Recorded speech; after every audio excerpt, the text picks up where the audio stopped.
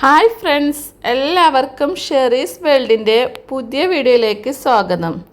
ഇന്ന് ഞാനൊരു അടിപൊളി ഐറ്റമായിട്ടാണ് വന്നുള്ളത് കേട്ടോ. നമ്മളെ മലപ്പുറംകാരുടെ സ്പെഷ്യൽ അച്ചാറാണ് കേട്ടത്. മുളകച്ചാർ എന്ന് പറയും. അവർ കല്യാണങ്ങളിലൊക്കെ ബിരിയാണികളിൽ ഫേമസ് ആണ് കേട്ടോ ഈ അച്ചാർ. അപ്പോൾ നമുക്ക് എങ്ങനെ ഉണ്ടാക്കണമെന്ന് നോക്കിയാലോ. അപ്പോൾ ഞാൻ ഗ്യാസ് സ്റ്റവ് ഓണാക്കിയിട്ട് ഒരു കടായി വെച്ച് കൊടുത്തിട്ടുണ്ട്. അതിലേക്ക് കുറച്ച് സൺഫ്ലവർ ഓയിൽ ഒഴിച്ചു കൊടുത്തു. പിന്നെ ഇത് കടുകും പൊട്ടിച്ചു. പിന്നെ കുറച്ച് കറിവേപ്പില ഇട്ട് കൊടുത്തു കേട്ടോ. ഇനി നമുക്ക് ഇഞ്ചി വെളുത്തുള്ളി പേസ്റ്റ് ഇട്ട് കൊടുക്കാം കേട്ടോ. അപ്പോൾ ഇതുണ്ടാക്കാൻ വേണ്ടി നമുക്ക് സ്പെഷ്യലായിട്ട് കൊണ്ടാട്ടമുളക് തന്നെ വേണം കേട്ടോ. എന്നാലാണ് ഇത് ഉണ്ടാക്കാൻ പറ്റുള്ളൂ. അപ്പോഴാണ് പ്രത്യേക ടേസ്റ്റ് ഉണ്ടാവുള്ളൂ കേട്ടോ. ഇപ്പോൾ കൊണ്ടാട്ടമുളകിനൊക്കെ നല്ല വില കുറവല്ലേ. അപ്പോൾ എല്ലായിടത്തും കിട്ടുന്നുണ്ട് ഇപ്പോൾ. അപ്പോൾ നിങ്ങളും കുറച്ച് വാങ്ങിച്ചിട്ടൊന്ന് ഉണ്ടാക്കി നോക്കിക്കോളൂ കേട്ടോ. അപ്പോൾ മലപ്പുറത്ത് കല്യാണത്തിന് എവിടെ പോയാലും ബിരിയാണിൻ്റെ കൂടെ ഈ അച്ചാറാണ് ഉണ്ടാവുക കേട്ടോ. അപ്പോൾ ആ കൊണ്ടാട്ടമുളക് എടുത്ത് വെച്ചിട്ടുണ്ട് കേട്ടോ. ഞാൻ ഏകദേശം ഒരു 200 ഗ്രാം അങ്ങനെയൊക്കെയാണ് എടുത്ത് വെച്ചുള്ളത് കേട്ടോ. കറക്റ്റ് തൂക്കൊന്നും അറിയില്ല. കഴുകി വൃത്തിയാക്കി അതിൻ്റെ നെറ്റൊക്കെ പൊട്ടിച്ചിട്ടുണ്ട്. അപ്പോൾ നമുക്കിത് നന്നായി ഒന്ന് എണ്ണയിലിട്ടിട്ട് വഴറ്റിയെടുക്കണം കേട്ടോ.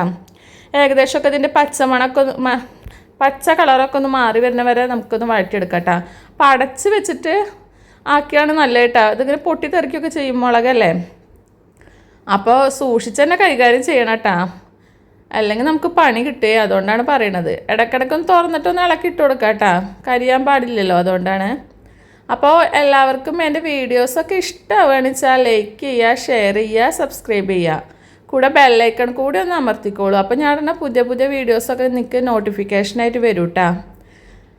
ഇതാ ഇപ്പോൾ ഏകദേശമൊക്കെ കളറൊക്കെ മാറി സെറ്റായി തുടങ്ങിയിട്ടുണ്ട് കേട്ടോ.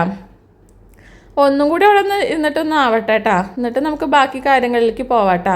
അപ്പോൾ അതാ എല്ലാതും ഒരുവിധമൊക്കെ കളറൊക്കെ മാറി അടിപൊളിയായി വന്നിട്ടുണ്ട്. അപ്പോൾ ഞാൻ പുളിയുടെ വെള്ളം പിഴിഞ്ഞ് വെച്ചിരുന്നു. നമ്മൾ എത്ര ഉണ്ടാക്കണമെന്ന് വെച്ചാൽ അതിനനുസരിച്ച് പുളി പിഴിഞ്ഞ് വെച്ചാൽ മതി കേട്ടോ. അപ്പോൾ അത് അതിലേക്ക് ഒഴിച്ചു കൊടുത്തിട്ടുണ്ട് കേട്ടോ.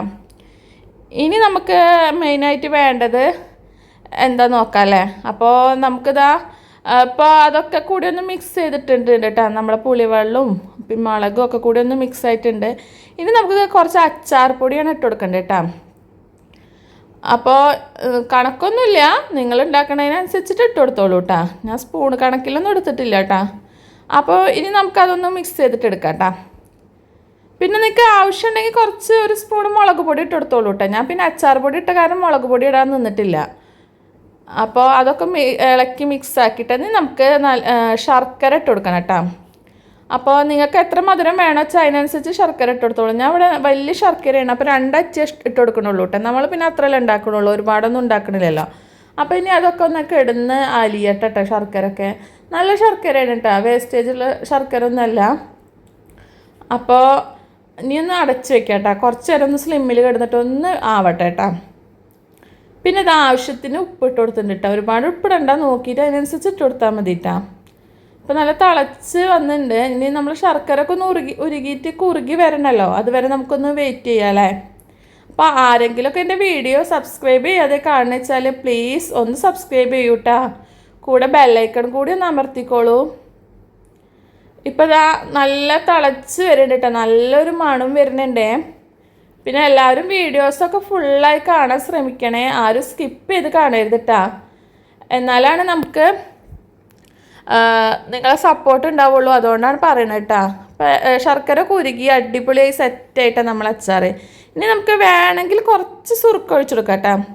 നിർബന്ധമില്ല, നിങ്ങൾക്ക് താല്പര്യം ഉണ്ടെങ്കിൽ ഇത്തിരി സുറുക്കി ഒഴിച്ചു കൊടുത്തോളൂ. അപ്പോൾ ഒരു പ്രത്യേക ടേസ്റ്റ് ഉണ്ടാവും. അപ്പോൾ ഇത് നമുക്ക് ബിരിയാണിൻ്റെ കൂടെ ഒക്കെ കഴിക്കാനും നെയ്ച്ചോറിൻ്റെ കൂടെയൊക്കെ സൈഡായിട്ടായിട്ട് കൂട്ടാൻ പറ്റിയാണ് കേട്ടോ. അപ്പോൾ എല്ലാവർക്കും വീഡിയോ ഇഷ്ടമാവുകയാണെന്ന് വെച്ചാൽ സബ്സ്ക്രൈബ് ചെയ്യൂ കേട്ടോ. ഒരു പുതിയ വീഡിയോ ആയിട്ട് വീണ്ടും കാണാം. അതുവരേക്കും ബായ്.